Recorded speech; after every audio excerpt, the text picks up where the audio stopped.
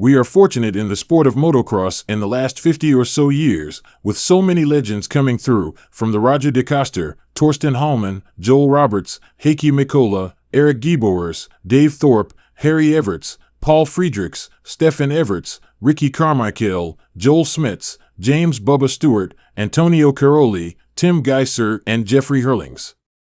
All multiple-time world champions, and for many of them, names that brought so many of us to motocross in the first place. For me, as a 10-year-old, it was de Coster who got my attention, and when you are 10, you have no idea that this tall, handsome Belgian is a 5-time world champion, and one of the greatest of all time. Of course, this current generation, it is Caroli, Geiser, and Hurlings who made the steps to bring many people into the sport, and while Caroli is gone and Geiser and Hurlings are both possibly at the back end of their careers, we start to search for the future. Looking at the riders in MxGP and MX2, or even on the AMA scene, it is easy to get excited for our future. I decided to make a list of riders I think will take the sport by the scruff of the neck and become the riders we all look to. For me, the last 13 years, it has been Jeffrey Hurlings who inspired us all to write about the sport, and 100%, he is the most unique rider I have ever witnessed.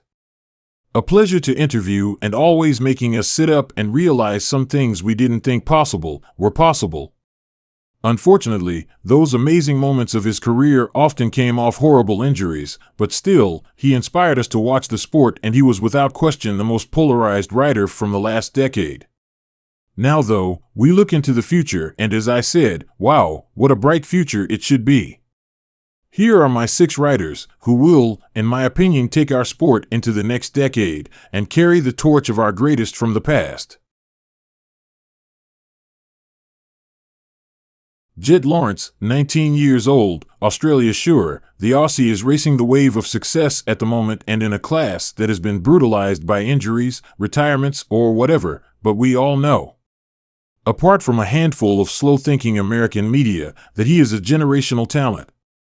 We all saw it when he rode the EMX 250 championship that it was special, and he quickly garnered AMA titles in America, now heading for his 3rd major AMA title in the AMA 450 Motocross Championship.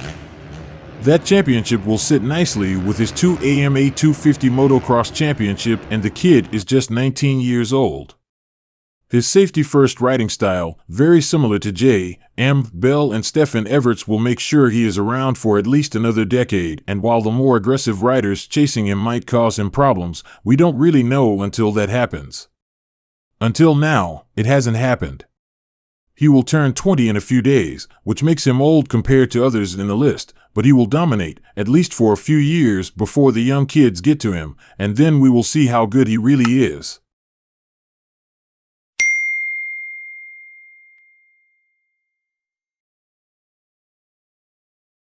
Jorge Prado Garcia, 22 years old, Spain. Okay, he is 22, so old compared to Lawrence and the others in the list, but like the HRC rider, we sort of figured a year like 2023 would happen eventually. Sure, like Lawrence in USA, the MxGP field has been blown wide open with injuries to the 2 current men, Tim Geiser and Jeffrey Hurlings, and if these 2 stay fit in 2024, it might be hard for the Spaniard to stay with them. On the other hand, with the confidence of a world title and the fact he raced side by side with Hurlings at moments in 2023, you got to feel Prado will get better, and Hurlings will, like all great champions, age at some point. Prado is very much into the mind games, and if he does win the 2023 MxGP Championship and Lawrence wins in USA, then that will be one of the talking points of the 2023 Monsterenergy Motocross of Nations. Without doubt the most successful and most experienced of the top 10, but you have to have Prado in this group, because he will win multiple world titles in the coming decade if he stays fit.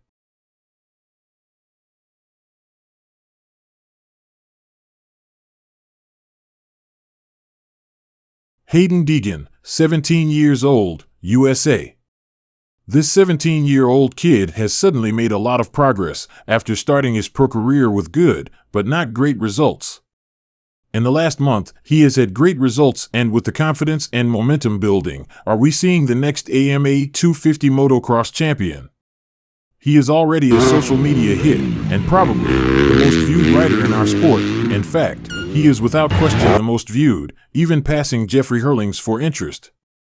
More than 1 million Instagram followers tells you this kid has captured the imagination of the motocross world, and his USA antics on the podium at Redbull was gold in my opinion. A wide-open style might be too much for Jed Lawrence in the future, just as Ricky Carmichael's on the edge riding was too much for Jeremy McGrath. Gotta have an American in the group and bring on the 2023 MXON at an E.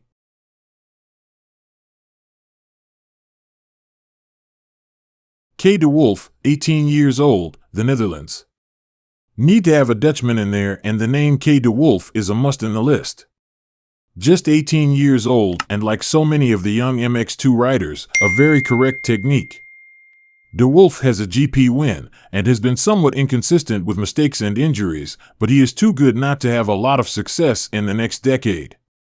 Like his mate Everts, he has time in MX2 to learn, and he will also be pretty damn good on a 450. He also has a good team around him, and he can stick for the Husqvarna factory team for his whole time in MX2, then a championship is for his taking. Lucas Conan, 16 years old, Belgium. Yes, this 16-year-old will be high on the list of riders dominating the sport in the future. His technique is just beautiful to watch, and as a 16-year-old, he is showing amazing strength and determination in the MX2 class.